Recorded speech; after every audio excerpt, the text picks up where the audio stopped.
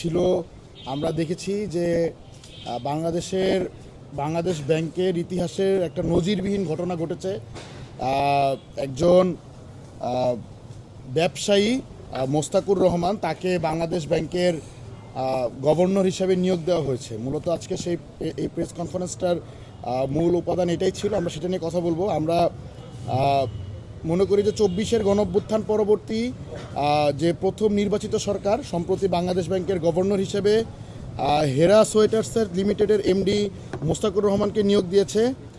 Bangladesh bank হইল আর্থিক খাতের সর্বোচ্চ নিয়ন্ত্রক সংস্থা, যার প্রধান দায়িত্ব দেশের অর্থনৈতিক স্থিতিশীলতা নিশ্চিত করা এবং আর্থিক নীতির প্রণয়নের মাধ্যমে দেশের অর্থনৈতিক অগ্রগতি অর্জন করা। কিন্তু এমন একটা গুরুত্বপূর্ণ পদে রাজনৈতিক বিবেচনায় একজন অযোগ্য ব্যক্তিকে প্রদান করা হয়েছে, যার একাডেমিক ও পেশাগত যোগ্যতা এবং নৈতিক অবস্থান নিয়ে জনমনে ব্যাপক অনাস্থা তৈরি হয়েছে। পৃথিবীতে অর্থনৈতিকভাবে শক্তিশালী দেশগুলোর বেস্ট যে প্র্যাকটিসটা, যে তারা কেন্দ্রীয় ব্যাংকে যাদেরকে নিয়োগ দেয় গভর্নর হিসেবে, তাদের একাডেমিক ব্যাকগ্রাউন্ড এই পদের সাথে সঙ্গতিপূর্ণ থাকে। মানে তারা তাদের শিক্ষা জীবন যেই একাডেমিক লাইনে কাটাইছে সেইটার সাথে বাংলাদেশ ব্যাংকের গভর্নর হওয়ার জন্য সেটাকে সঙ্গতিপূর্ণ থাকতে হয়। অথবা পেশাগতভাবে তিনি কেন্দ্রীয় ব্যাংক অথবা অর্থ মন্ত্রণালয়ের মতো যে প্রতিষ্ঠান, সেই প্রতিষ্ঠানগুলোতে তিনি প্রত্যক্ষভাবে কাজ করে থাকে। কিন্তু আমরা মোস্তাকুর রহমানের ক্ষেত্রে এই দুইটার একটাও আমরা দেখি না।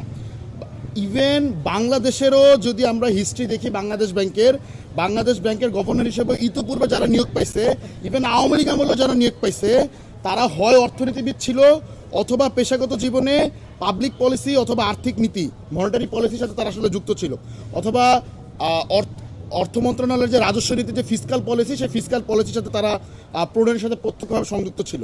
কিন্তু মোস্তাকুর রহমানের যে ঘটনাটা, এটা পুরোপুরি নজিরবিহীন এবং তার ব্যবসায়িক একাডেমিক পেশাগত দিক থেকে বিএনপির নেতাকর্মীরা, বিএনপি মনোজ অ্যাক্টিভিস্টরা যে আলাপগুলো তুলতেছে, তার বিভিন্ন ডিগ্রির আলাপ, এগুলোর একটু বিশ্লেষণ হওয়া জরুরি। আমরা বিভিন্ন সংবাদ মাধ্যম এবং সামাজিক যোগাযোগ মাধ্যম মারফত জানতে পারছি যে ব্যবসায়িক মোস্তাকুর রহমান ঢাকা বিশ্ববিদ্যালয় থেকে অ্যাকাউন্টিংয়ে স্নাতকোত্তরে সম্পন্ন করছে। এই ডিগ্রিতে যে বেসিক মাইক্রোইকোনমিক্স বা ফাইন্যান্সিয়াল ম্যানেজমেন্ট বা ব্যাংকিং রিলেটেড কোর্স হয়, তা দ্বারা কখনোই আপনার একটা দেশের কেন্দ্রীয় ব্যাংকের গভর্নর হওয়ার কোনো যোগ্যতা এই সাবজেক্টের মাধ্যমে করা সম্ভব হয় না। আমরা জানি একটা ব্যাংকের গভর্নর হওয়ার জন্য মাইক্রোইকোনমিক্সের উপরে যে পরিমাণ নলেজ থাকতে হয়, সেটা অ্যাকাউন্টিংয়ে পইরা ওটা ন্যূনতম মাইক্রোইকোনমিক্সের নলেজ আসলে অর্জন করা সম্ভব হয় না। তিনি cost and management accountant CMA professional course সম্পন্ন করেছে, যেই কোর্সের মূল উদ্দেশ্য হলো একজন ব্যক্তিকে